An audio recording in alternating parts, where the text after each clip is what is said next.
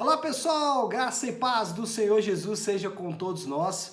Hoje é terça-feira, dia 12 de dezembro de 2023. Seja muito bem-vindo ao nosso devocional Boas Novas de Grande Alegria. Nosso querido John Piper é o nosso devocional de Natal e nós estamos na quarta semana do nosso devocional. Hoje é o dia 16 com o tema A Adversidade Mais Bem-Sucedida de Deus. Só quero te lembrar que o intuito aí do nosso devocional é que você possa ser desafiado a colocar ou a manter Jesus como centro e tesouro maior do Natal. O que eu tenho dito não é fácil, porque a gente vai encontrar diversas distrações e outros motivos para serem centrais no nosso Natal. Coisas boas como reunir a família, por exemplo. Mas vamos lá, dia 16, a adversidade mais bem-sucedida de Deus. O texto base é Filipenses 2, de 9 a 11, que diz assim: Pelo que também Deus o exaltou sobremaneira e lhe deu o nome que está acima de todo nome,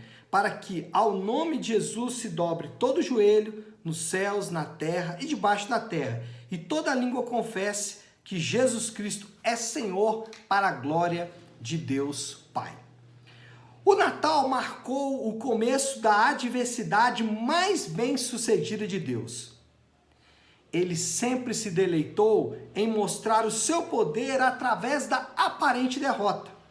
Ele faz retiradas táticas para obter vitórias estratégicas.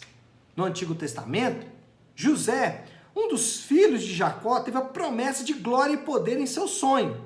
Gênesis 37, de 5 a 11.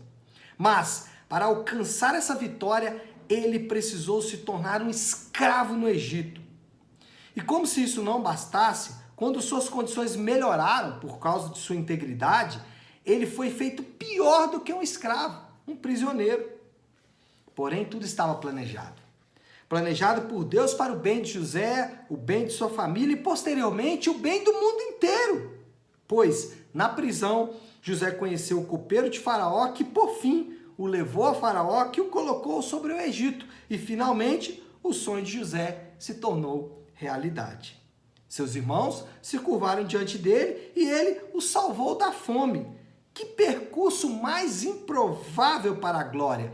Mas esse é o caminho de Deus, mesmo para o seu filho. Ele se esvaziou a si mesmo e assumiu a forma de um servo, pior do que um servo, um prisioneiro, e foi executado. Mas com José, ele manteve a sua integridade, pelo que Deus também o exaltou sobremaneira e lhe deu o nome que está acima de todo nome, para que ao nome de Jesus se dobre todo o joelho. Filipenses 2, 9 e 10. E esse é o caminho de Deus para nós também. Temos a promessa da glória. Se com ele sofrermos, como diz Romanos 8, 17. O caminho para subir é descer. O caminho para frente é para trás. O caminho para o sucesso é através de adversidades designadas por Deus. Essas sempre serão vistas e sentidas como fracassos. Mas, se José e Jesus nos ensinam algo neste Natal, é isso. O que Satanás e homens pecadores intencionaram para o mal, Deus o tornou em bem. Gênesis 50, 20. Vós, santos temerosos, tomai renovada coragem. As nuvens que vos causam tanto temor estão cheias de misericórdia e romperão em bênçãos sobre a vossa cabeça. Bom, eu queria só fazer aqui alguns comentários rápidos sobre o devocional do Piper de hoje. Primeiro, me alegrar, porque por vezes nós olhamos para o texto bíblico e encaramos com dificuldade os mandamentos do Senhor.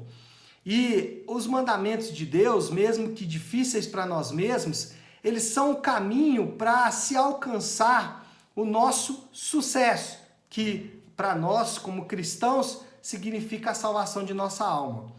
Aqui é importante fazer um comentário, porque por vezes nós interpretamos de maneira muito ruim esse texto de José. Pensamos que toda e qualquer adversidade ela é uma maneira de Deus nos levar para o sucesso. E nós tentamos recriar a história de José nas nossas próprias dificuldades. Mas a gente precisa entender que nem sempre é assim. A história de José é uma história única, com um objetivo único. E nós não devemos achar que qualquer adversidade é Deus tentando nos conduzir para a pseudo-vitória. Quando o Piper fala, né, a mais bem-sucedida derrota, ou deixa eu resgatar aqui o que ele disse, né, a adversidade mais bem-sucedida de Deus, a gente precisa se lembrar que as adversidades que nós somos chamados a viver, elas são prescritas na própria Bíblia. É a adversidade do perdão, é a adversidade do serviço, é a adversidade do amor sacrificial. Essas são as adversidades que nós somos chamados a viver. Pastor, mas eu estou vivendo uma adversidade na minha vida, estou passando por um sofrimento, por uma dor, por um revés na minha vida. Eu devo encarar sempre dessa maneira? Não. Às vezes essa adversidade pode ter outros motivos. Por exemplo, essa adversidade pode ter sido causada por você mesmo. Talvez você, por não obedecer aos mandamentos de Deus, acabou assim complicando financeiramente, complicando o seu casamento. Ou talvez a adversidade ela seja causada pelo desgaste do seu corpo. Uma enfermidade, por exemplo, pode ser o desgaste natural do seu corpo e não necessariamente está ligada aí a essa adversidade que o Piper está dizendo aqui.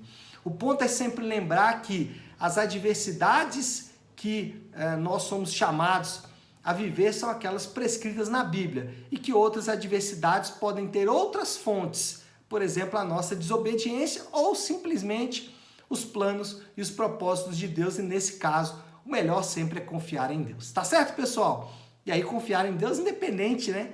Se for uma adversidade ou outra, sempre o caminho é o mesmo, a confiança em Deus e saber que Ele está conduzindo todas as coisas. Tá certo, pessoal? Bom, então é isso, nós vamos ficando por aqui. Que Deus te abençoe, uma terça-feira abençoada. Só lembrando, você pode encaminhar aí esse devocional para pessoas que você ama e assim também edificá-las com essa mensagem, tá bom? Que Deus abençoe vocês, uma terça-feira abençoada, fiquem com Deus.